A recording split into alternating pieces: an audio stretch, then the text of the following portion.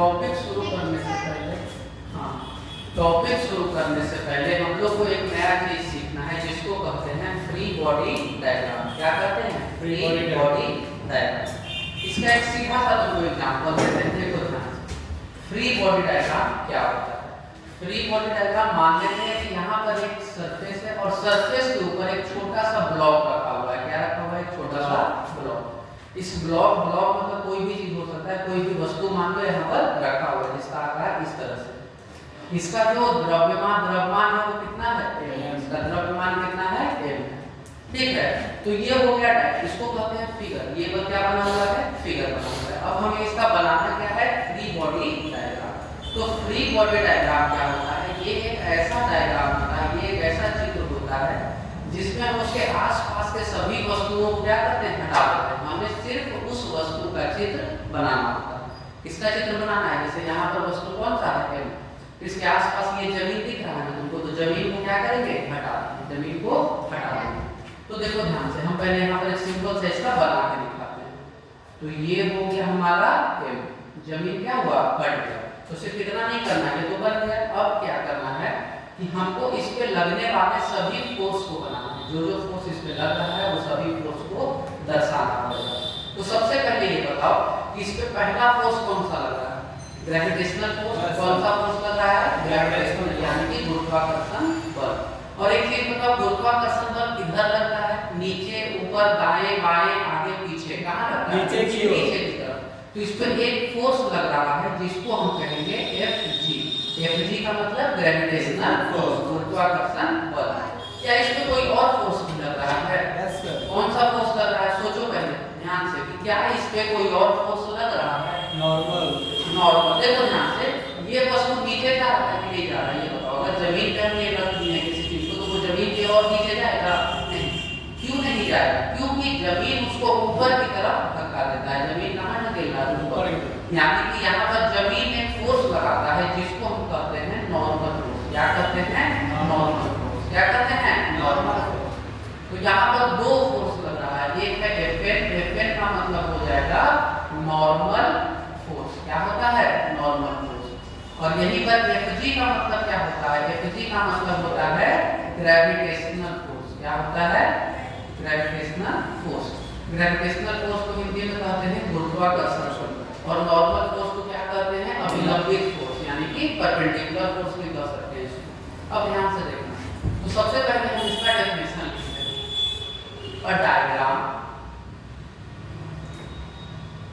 of an object, a diagram of an object showing all the forces acting on it, कोई दिक्कत? एक ऐसा diagram जो ये दर्शाए कि किसी भी वस्तु पर कितना फोर्स लग रहा है, उसको क्या कहते हैं? Free body diagram.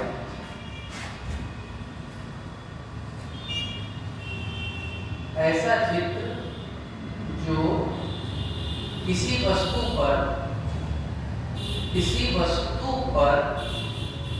लगने वाले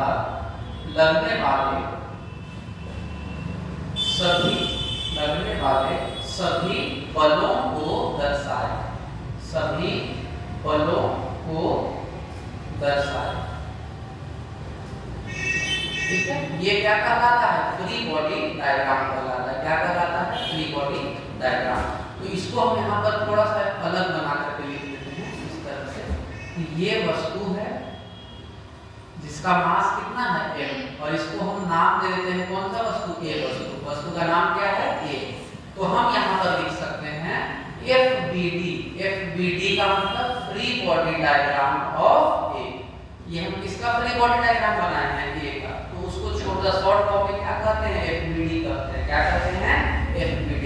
हिंदी का कोई किताब उठाओगे तो वहां पर तुमको FBD दिख जाएगा। FBD का मतलब होता है क्या? Free body diagram. कोई दिक्कत? समझ में आया? चलो अब इसको लिख लो पहले से, फिर हम तुमको थोड़ा सा और मुश्किल क्वेश्चन देते हैं कि कैसे फ्री बॉडी डायग्राम बना सकते हैं।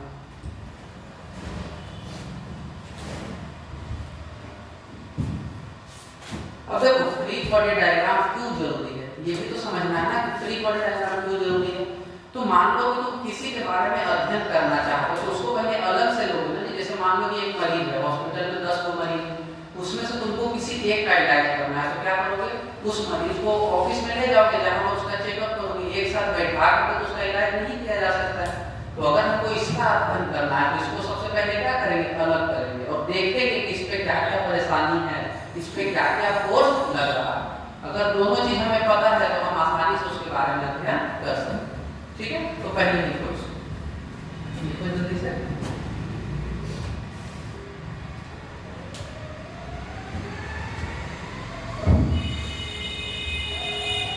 कभी पढ़े थे free body diagram? Free body diagram पढ़े हो ना 11th का, क्योंकि जैसे तुम काइनेमेटिक्स से आगे बढ़ोगे तो बिना फ्री बॉडी डायग्राम के नहीं बढ़ोगे।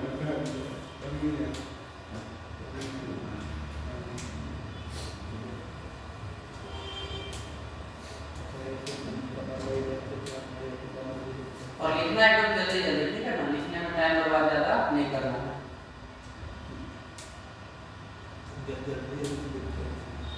क्या बोल रहे हो?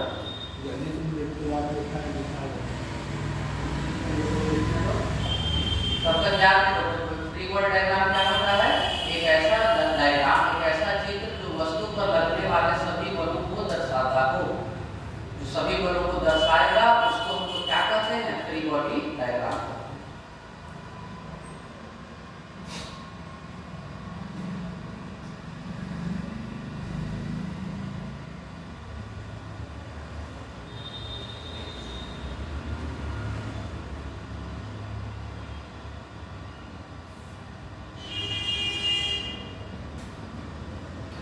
चैनल का लिंक भेज दिया गया ग्रुप में, नहीं भेजे हैं लिंक, नाम कैसे है? यही कोचिंग का नाम है। सब्सक्रिप्शन बढ़वा देते जल्दी इसका, ठीक है। और भी वीडियो अपलोड किए हैं, देखना। पुराना वाला बोले थे ना तुमको, प्रोजेक्ट आई या फिर एटॉमिक स्ट्रक्चर का पूरा डिटेल में वीडियो, एटॉमिक स्ट्रक्चर का 22 वीडियो है, सब रिकॉर्डेड है आईपैड पे। मतलब वो देखो, वो दूसरा टाइप का है, क्लासरूम का मेरा चेहरा वो तुमको नहीं दिखेगा, द ट्राइडेंट ग्रुप सर्च करो। वो मतलब बनाए थे जब हम लोग कलकत्ता में जब पढ़ा रहे थे उस टाइम बनाए थे सब वीडियो, सब आईडी पर भी था, फिर वो डिलीट करवा दिए। मिला, मिल गया ना, एक ही चैनल है इस नाम का, मिल गया, डोमेन भी मिल गया, वेबसाइट भी इसका मिल गया।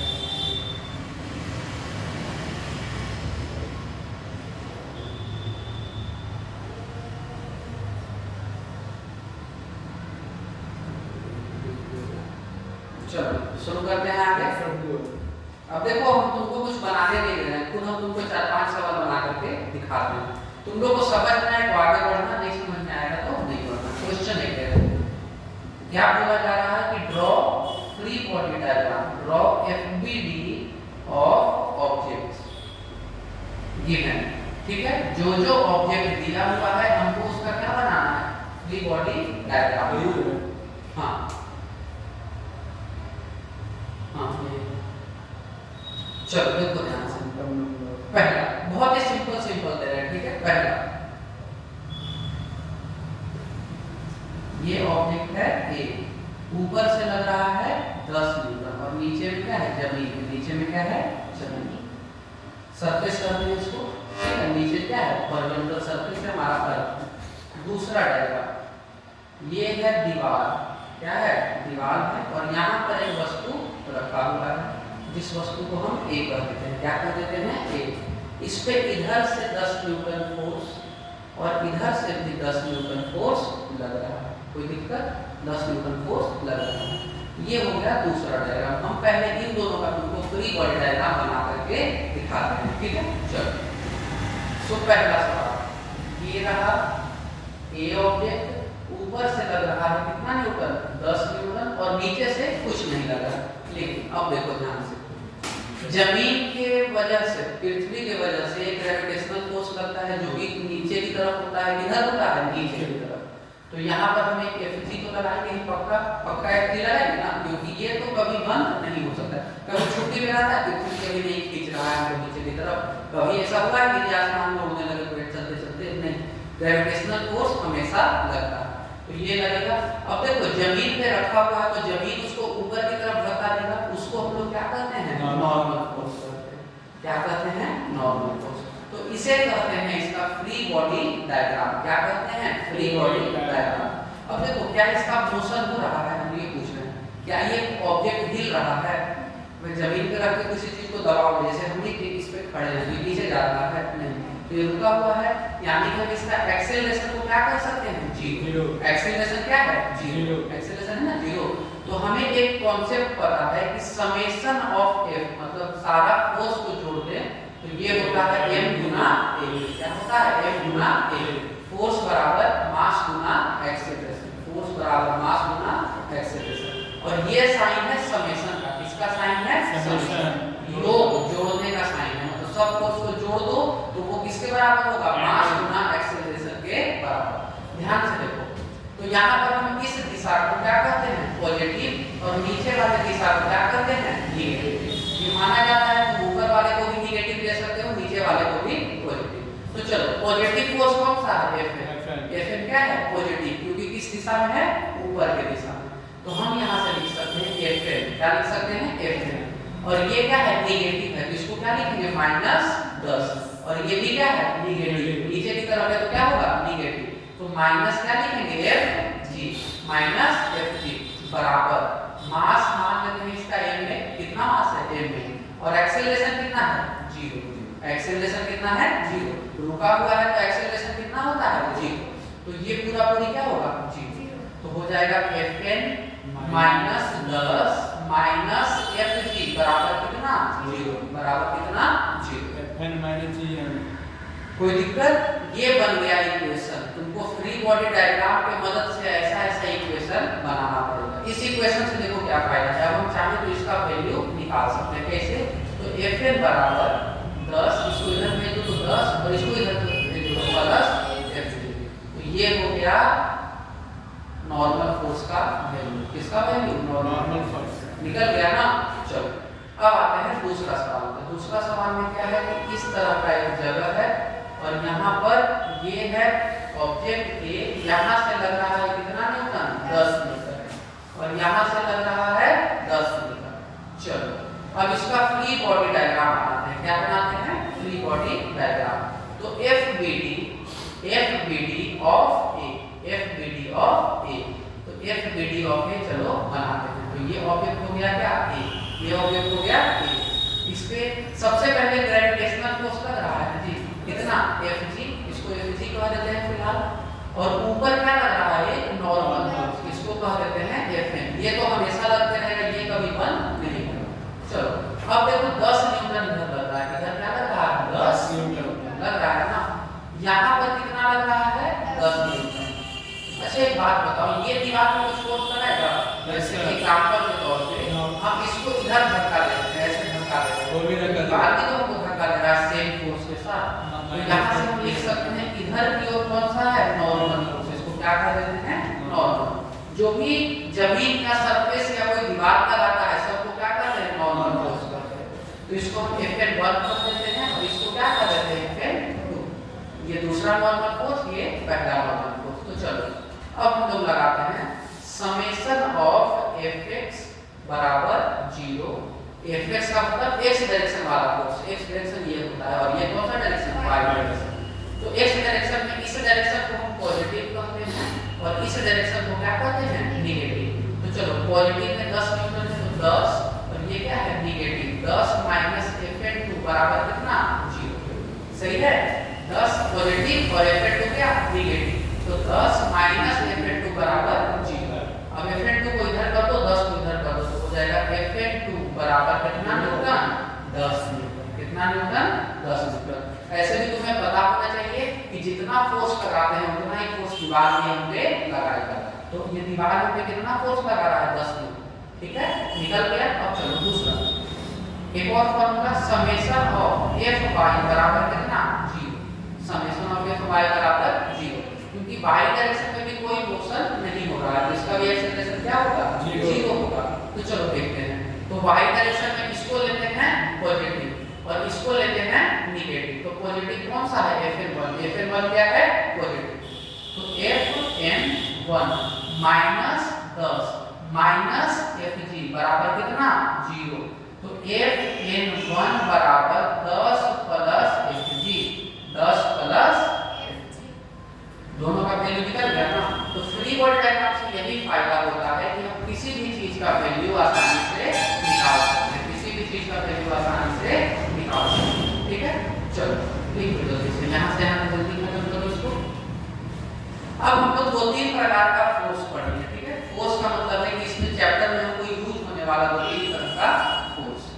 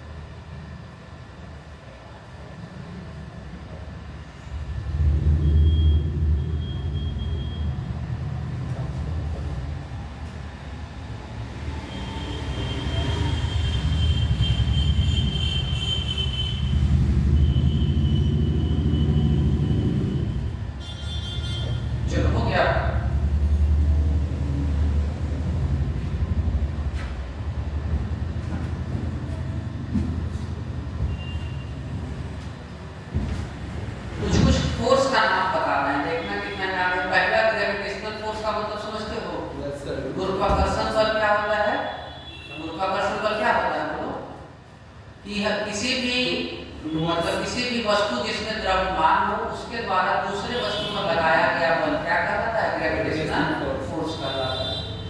एक और फोर्स का नाम पूछ रहे हैं, नॉर्मल फोर्स, वो भी बता दिए कि किसी भी सरफेस, किसी भी पृष्ठ द्वारा अपने से 90 डिग्री पर लगाया गया फोर्स क्या कहलाता है? नॉर्मल फोर्स या अभिलंबित फोर्स कहलाता है। तीसरा है हमारे पास कि टेंशन जानते हो? टेंशन क्या होता है? तनाव। ठीक है, उसका मतलब समझते हो क्या होता है? तनाव। ठीक है, लिखो लिखो जल्दी इसको लिखो, फिर तीनों का डेफिनेशन तुम लोग को लिख पाते हैं। टेंशन रिंग में जो खिंचाव होता है ना, उसका खिंचाव को टेंशन कहते हैं। ठीक है, किसी भी तार को या रस्सी को अगर हम बाहरी बल लगाकर खींचते हैं तो उसमें क्या उत्पन्न होता है? तनाव उत्पन्न होता है। उसी को इंग्लिश में क्या कहते हैं? टेंशन कहते हैं।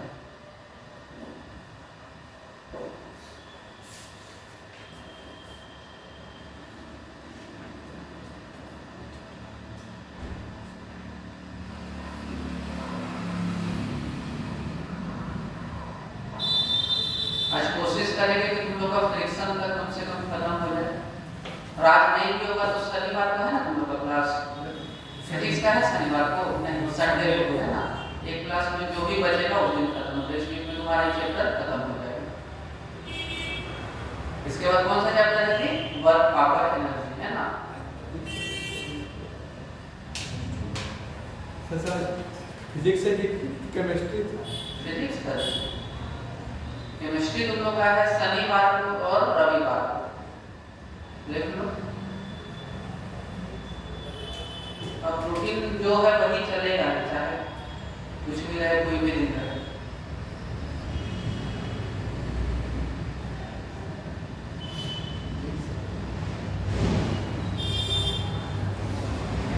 हो गया, चलो। अब हम हेडिंग डालो, सम फोर्सेस, सम फोर्सेस हेडिंग डालो।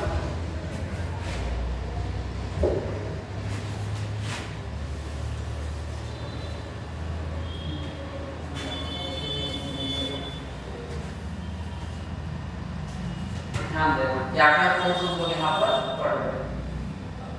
सम फोर्सेस, सम फोर्सेस, ठीक है। पहला, इसमें पहला हमारे पास है ग्रेविटेशनल फोर्स। क्या फोर्स? Gravitational force. ठीक है, इसको हिंदी में क्या कहते हैं? गुरुत्वाकर्षण,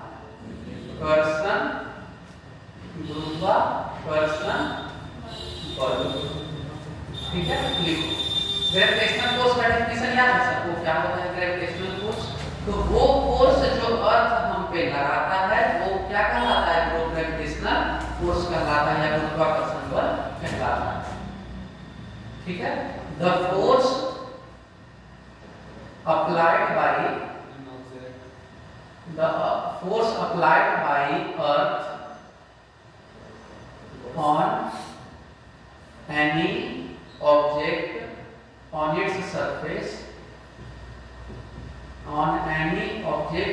its surface is called gravitational force.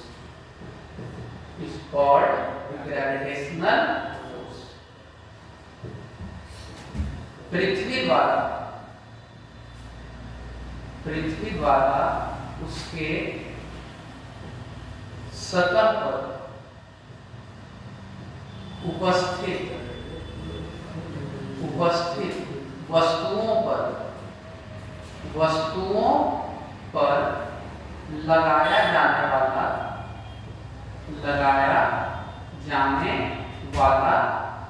बल गुरुत्वाकर्षण बल कहलाता है। गुरुत्वाकर्षण बल कहलाता है। सही लिखा है ना? इसका मैग्नीट्यूड कितना होता है? तो F बराबर ग्रेविटेशनल फोर्स होता है mass into acceleration due to gravity. ठीक है। और G का वैल्यू होता है 9.81। लेकिन अगर जनरली लिया जाए तो G का वैल्यू लगभग किसके बराबर माना जाता है? 10 मीटर प्रति सेकंड के बराबर। ठीक है। सेकंड स्क्वायर क्या फीट में कितना होगा? 32 फीट पर सेकंड स्क्वायर होता है। फीट में लिख देते हैं। G का वैल्यू जो भी हो 32 फीट पर सेकंड स्क्वायर। तो इसका इस्तेमाल उतना ज्यादा नहीं होगा। मैं है इस पर हाँ सवाल मिल जाएगा, उसमें कोई बहुत बड़ी बात नहीं। बोल रहे हैं कि ज्यादा इस्तेमाल नहीं होता है। चलो अब दूसरा फोर्स क्या है? इसको जल्दी लिखते जाओ। ठीक है ना? इसमें ऐसा नहीं कुछ समझना है लिख के, जल्दी लिखते जाओ जैसे हम लिख रहे हैं।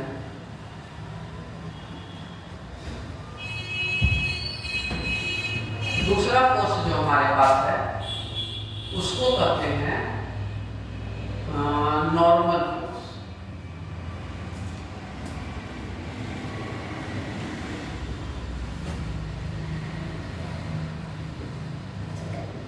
अभिलंब बल या प्रतिक्रिया बल भी इसको कहते हैं। क्या कहते हैं? प्रतिक्रिया बल, रिएक्शन फोर्स भी इसको कहा जाता है। चलो ध्यान से देखना। Force applied perpendicular normally by any surface on objects placed on it is called normal force। किसी भी सरफेस के द्वारा जो फोर्स लगाया जाता है, जब उस पर कोई वस्तु रखा जाए तो उस बल को क्या कहते हैं? Normal force. किसी पृष्ठ पर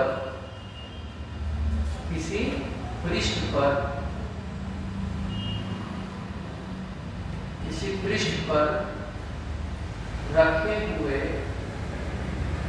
वस्तु पर पृष्ठ द्वारा लगाया जाने वाला बल अभिलंबी बल कहलाता है। अभिलंबी या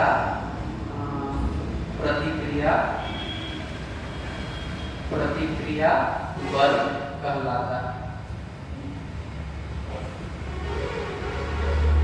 ठीक है। फिर इसे Fn से दर्शाया जाता है। इसका यूनिट भी क्या होता है? न्यूटन होता है। ठीक है। क्या होता है?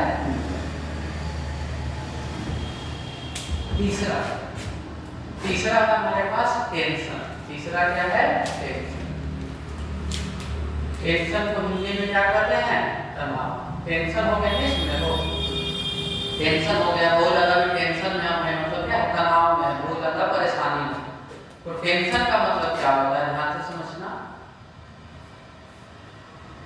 The force developed in a string or rope if an external force is applied to a string is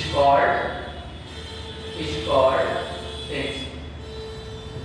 ठीक है, इसका मतलब क्या है कि अगर कोई रस्सी हो या फिर कोई धागा हो, उस पे बाहर से हमें बल लगाकर के उसको खींचते हैं, स्ट्रेच मतलब खींचना। यदि हम किसी धागा या रस्सी को बाहर से बल लगाकर खींचते हैं तो उसमें क्या उत्पन्न होता है? टेंशन उत्पन्न होता है। उसमें क्या उत्पन्न होता है? टेंशन। चलो आगे देखते हैं।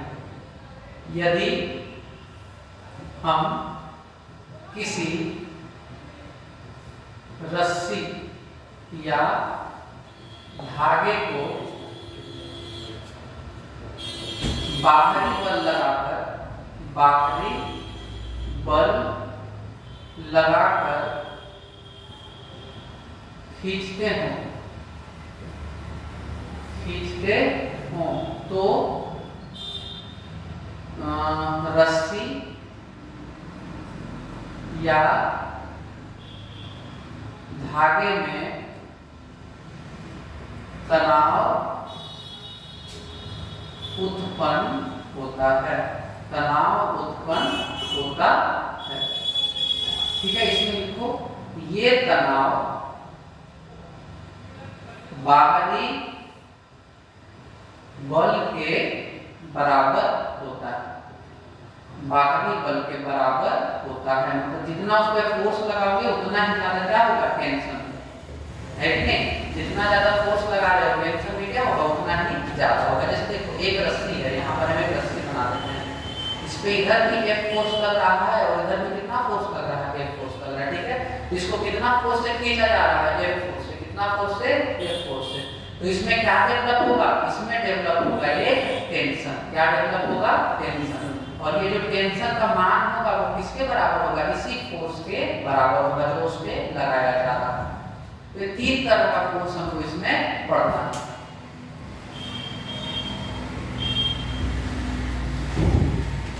दो तरह का और बस समझा देते हैं। एक फोर्स होता है हॉरिजॉन्टल फोर्स और दूसरा होता है वर्टिकल फोर्स। मतलब कि एक होता है क्षैतिज बल और दूसरा होता है ऊर्ध्वाधर बल। क्षैतिज का मतलब होता है एक्स एक्सिस की तरफ और जो ऊर्ध्वाधर होता है उसका मतलब होता है वाई एक्सिस। ठीक है ना, इसको लिखवाने का तो जरूरत नहीं है, समझ सकते हो नाम से। हॉरिजॉन्टल फोर्स का मतलब एक्स एक्सिस, वर्टिकल फोर्स का मतलब वाई एक्सिस। हॉरिजॉन्टल को हिंदी में क्षैतिज कहते हैं और वर्टिकल को क्या कहते हैं? ऊर्ध्वाधर। हाँ, ऊर्ध्वाधर कह सकते हैं, ऊर्ध्वाधर। दोनों का मतलब समझ में आता है ना? ये क्या है? वर्टिकल है कि हॉरिजॉन्टल है? ये बताओ। ये क्षैतिज यानी कि हॉरिजॉन्टल और ये क्या है? वर्टिकल यानी कि ऊर्ध्वाधर। ये जो डंडा खड़ा है ये क्या है? और जो फोर है वो क्या है?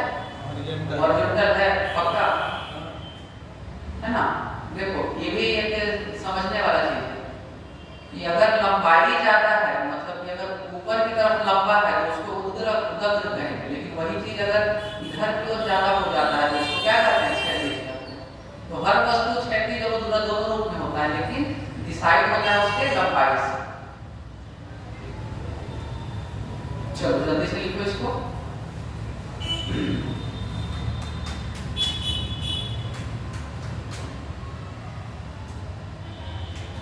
वैसे जो वीडियोस पे बना हुआ है ना, वो वीडियो ही अपलोड करेंगे टॉपिक बाय टॉपिक उस तरह से, लेकिन टाइम मिले तब ना, तो टाइम ही नहीं मिल पाता है कुछ करने में। अच्छा ऐसे ही ठीक रहेगा।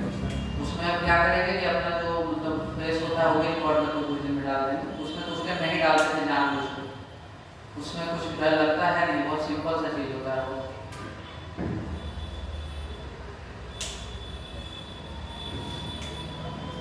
वो पूरा तो समझ लो कि आईआईटी जो इंजीनियरिंग के लेवल का क्वेश्चन है, क्योंकि ये बच्चा लोग देखता है वीडियो, ठीक ना? तो उसमें जो भी कंटेंट रहेगा वो बहुत हाई लेवल का कंटेंट मिलेगा। एक बार एटॉमिक स्ट्रक्चर देख लेना, एटॉमिक स्ट्रक्चर का वीडियो बनाया है, प्लेलिस्ट बना हुआ है ना एटॉमिक स्ट्रक्चर का, उसका देख लेना शुरू से अंत तक वीडियो। आज हम उसको अरेंज कर देंगे, अरेंज नहीं किया हुआ है सब, मतलब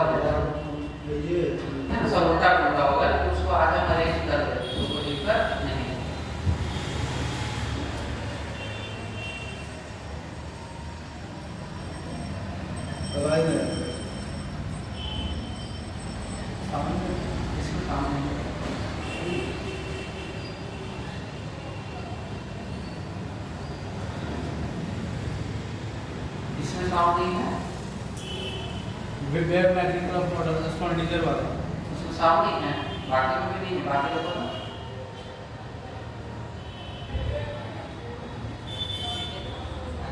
बाकी में है ना, तो उसमें नहीं है साउंड। एक बार घर जाकर देखना, अगर नहीं रहा तो फिर बताना, इसको चेंज कर देंगे।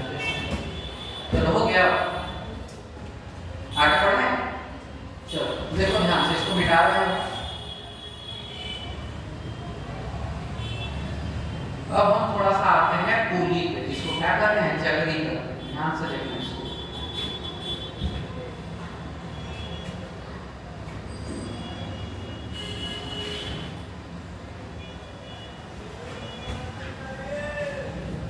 चलो तनाव में एक चीज और लिख लो तो जल्दी से। इसमें लिख लो कि किसी भी धागे में या रस्सी में, किसी धागे या रस्सी में तनाव हर बिंदु पर समान होता है। ठीक है, tension at each and every point of a rope is same. Tension is at each and every point, tension at each and every point of string is same, of string is same. मतलब कि धागे या रस्सी के प्रत्येक बिंदु पर तनाव कितना होगा, सेम होगा। ऐसा नहीं कि जब टी है यहाँ t/2 है या 2t, हर जगह क्या रहता है, समान। अगर वो रस्सी एक है तो अगर रस्सी टूट गया है दूसरा रस्सी में, तब जाकर के तनाव क्या हो सकता है, बदल सकता है। ठीक है, चलो अब आगे बढ़ते हैं। तुम लोग को बेसिक 2-3 क्वेश्चन करवाते हैं जरा पुली से, ज्यादा डिटेल में जाने की जरूरत नहीं, ध्यान से समझना इसको। एक हम क्वेश्चन दे रहे हैं यहाँ पर, questions based on pulley, based on pulley. Pulley समझते हो ना, चक्री इसको कहते हैं। इसका इस्तेमाल होता था पहले घर में, अगर कुआं हुआ किसी के घर में होगा तो पुराने जमाने में कुआं लगा रहता था, उसमें चक्री रहता है, उससे पानी खींचने के काम आता है। तो छोटा सा चक्री रहता है, बीच में रॉड रहता है, और क्या होता है, घूमता है। ध्यान से देखो, ये है हमारा पहला सवाल। पहला सवाल क्या है कि ये एक छत है, छत मतलब कोई भी दीवार है, वहां से एक पुली क्या है, टंगा हुआ। पुली क्या है, टंगा हुआ। इसके दोनों तरफ रस्सी है, एक तरफ है 10 केजी और एक तरफ है 5 केजी। एक तरफ कितना है, 5 केजी। तो इतना तो अंदाजा होगा कि कैसे ग्रुप हो, क्या होगा यहाँ पर। इसको हम छोड़ेंगे तो 10 केजी वाला नीचे जाएगा, 5 केजी वाला ऊपर जाएगा, पक्का। तो अभी ऐसा संभव है कि 5 केजी वाला नीचे आए और 10 केजी वाला ऊपर जाए, ऐसा संभव है कभी नहीं। क्यों नहीं है, क्योंकि फोर्स जिसका ज्यादा होगा, मोशन भी किसका होगा, उसी का होगा। तो हमें यहाँ पर निकालना क्या है, देखो ध्यान से, फाइंड एक्सीलरेशन ऑफ ब्लॉक्स। क्या करना है, एक्सीलरेशन ऑफ ब्लॉक्स निकालना है। ये हो गया पहला सवाल, फाइंड एक्सीलरेशन ऑफ ब्लॉक्स। और दूसरा है फाइंड टेंशन। क्या फाइंड करना है, tension in the spring, tension in spring. मतलब इस धागे में टेंशन कितना है, ये निकालना है। तो क्या लग रहा है, कुछ दिमाग का काम करेगा बनाने टाइम, कैसे करोगे, करना पड़ेगा। चलो करके देखना, चलो एक करके हम निकालते हैं, फिर 2-3 को सवाल देंगे बनाना। सबसे पहले तुमको ये खुद से अंदाजा लगाना पड़ेगा कि एक्सेलरेशन किधर होगा। इसका एक्सेलरेशन किधर होगा, इस तरह, पक्का। किसी को कोई परेशानी नहीं ना। और इसका एक्सेलरेशन किधर होगा, ऊपर की तरफ। दोनों बराबर होगा, ये अलग अलग होगा, अलग अलग होगा। मैग्नीट्यूड बराबर ना रहेगा, वैल्यू दोनों का बराबर ना रहेगा।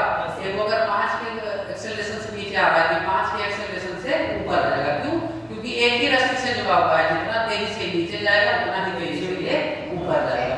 और स्प्रिंग होता है अनस्ट्रेचेबल, मतलब उसको खींच के लंबा नहीं कर सकते। सॉलिड स्प्रिंग होता है, रस्सी समझ लो कि लोहा का या फिर प्लास्टिक का, जिसको खींच के लंबा नहीं किया जा सकता है।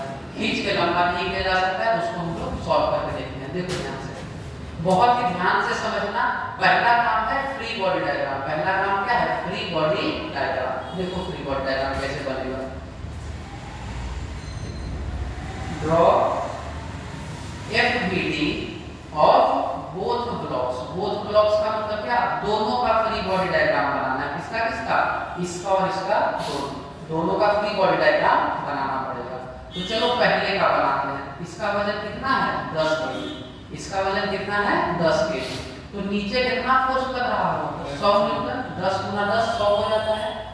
ऊपर कितना फोर्स कर रहा है? टेंशन। ऊपर कौन सा फोर्स है? टेंशन। टेंशन हमेशा किधर लगता है? रस्सी की तरफ, रस्सी के बीच की तरफ, सेंटर ऑफ स्प्रिंग की तरफ।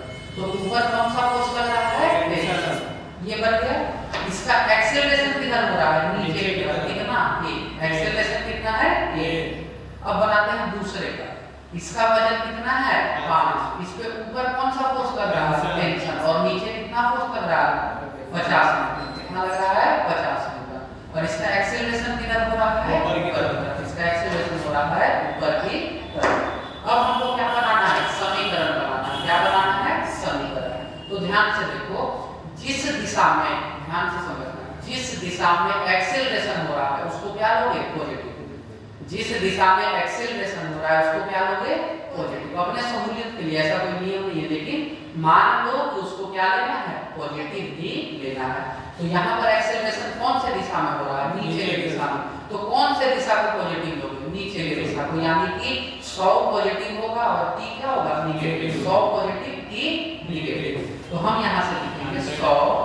यहाँ पर पहले फॉर्मूला लिख देते हैं, समेशन ऑफ f बराबर ma। समेशन ऑफ f बराबर ma।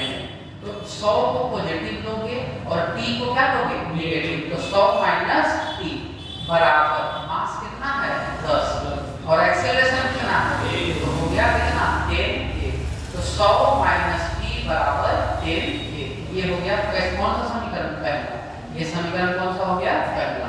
अब यहाँ पर एक्सेलरेशन कौन सा दिशा में हो रहा है? ऊपर। एक्सेलरेशन कौन सा दिशा में? ऊपर। तो पॉजिटिव किसको लेंगे? पॉजिटिव किसको लेंगे? टेंशन को। और ये 50 क्या होगा? नेगेटिव। तो यहाँ से लिख सकते हैं t माइनस 50 बराबर मास गुना एक्सेलरेशन। मास कितना है? 5। मास कितना है? 5। और एक्सेलरेशन कितना है? a। तो ये हो गया कौन सा समीकरण? दूसरा समीकरण। कौन सा समीकरण? दूसरा समीकरण, सेकंड इक्वेशन। चलो अब आगे बढ़ते हैं। ध्यान से समझना सॉल्यूशन को। पहला समीकरण लिख लो, 100 माइनस t बराबर कितना है? 10। और t माइनस 50 बराबर कितना है? 5। t माइनस 50 बराबर कितना है? 5a। अब दोनों को क्या करेंगे? जोड़ देंगे। दोनों को क्या करो? जोड़ देंगे। तो minus t plus t cut गया। Minus t plus t cut गया। 100 माइनस 50 कितना होता है? 50। और 10 प्लस 5 कितना होता है? 15 गुना a। तो a का मान हो जाएगा 50 बटा 15। कितना हो जाएगा? 50 बटा 15। तो 5 से काटोगे तो 10 बार में 3 बार। तो ये हो जाएगा 10 बटा 3। कितना हो जाएगा? 10 बटा 3। तो एक्सेलरेशन का वैल्यू आ गया 3.33 मीटर पर सेकंड स्क्वायर। 3.33 मीटर पर सेकंड स्क्वायर। तो ये काम हो गया ना जी, एक्सेलरेशन निकल गया। अब हमको क्या निकालना है? एक्सेलरेशन। अब हमको निकालना है एक्सेलरेशन का। तो किसी भी समीकरण में रख दो। तो हमें पता है कि t माइनस 50 बराबर 5 इंटू a। ये है ना दूसरा समीकरण। एक्सेलरेशन का वैल्यू कितना है? 10 बटा 3। कितना है? 10 बटा 3। तो एक्सेलरेशन की जगह पर लिख दो 10 बटा 3। तो t बराबर 5 गुना 10 बटा कितना? 3। और प्लस में क्या? 50। ये माइनस इधर जाकर के क्या हो जाएगा? प्लस हो जाएगा। तो टेंशन बराबर 50 बटा 3 प्लस 50। इसको सॉल्व करो तो 5 दिया 150 और प्लस कितना? 50 हो जाएगा 200 बटा 3। तो टेंशन का वैल्यू हो जाएगा 66.7 न्यूटन। कितना हो जाएगा? 66.7 न्यूटन बन जाएगा। समझना है? पहले ही बताओ समझना है क्या किए हैं। सबसे पहला काम फ्री बॉडी डायग्राम, दूसरा काम इक्वेशन। पहला काम फ्री बॉडी डायग्राम, दूसरा काम इक्वेशन। इक्वेशन को सॉल्व करना है। दो चर वाले रैखिक समीकरण पढ़े थे ना? दो चर वाले रैखिक समीकरण। तो यहाँ पर चर कौन कौन सा है? वेरिएबल कौन कौन सा है? एक वेरिएबल है टेंशन और दूसरा वेरिएबल है एक्सीलरेशन। तो हमको सॉल्व करके यही दोनों का क्या निकालना है? वैल्यू निकालना है। दो समीकरण, दो वेरिएबल, हम लोग आसानी से उन दोनों समीकरण की मदद से उन दोनों का वैल्यू निकाल सकते हैं। तो एक्सेलरेशन का वैल्यू आ गया 3.33, टेंशन का वैल्यू आ गया 66.7 न्यूटन। कोई दिक्कत? चलो लिखो जल्दी से, तब तक हम 2-3 सवाल और दे रहे हैं। Question, find acceleration and tension. क्या क्या निकालना है? Acceleration and tension. तो पहला सवाल,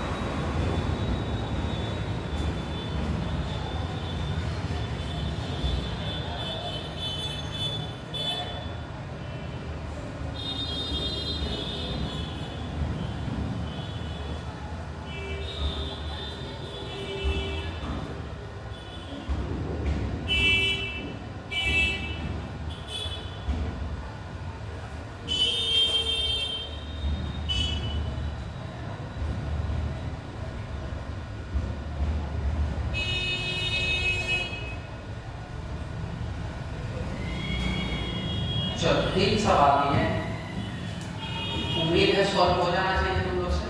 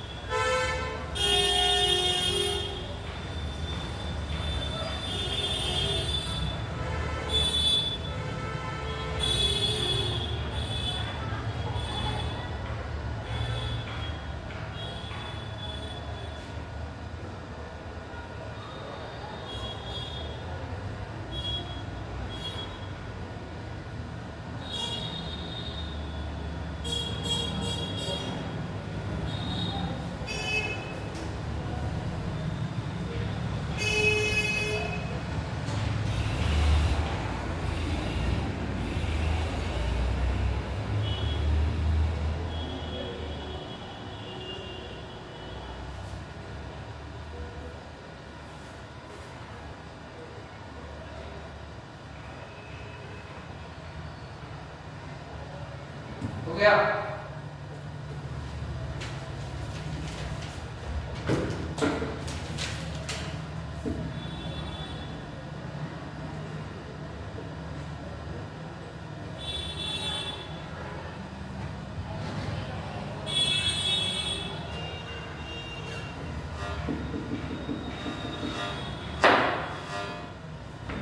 चलो पहला सवाल करो जल्दी से।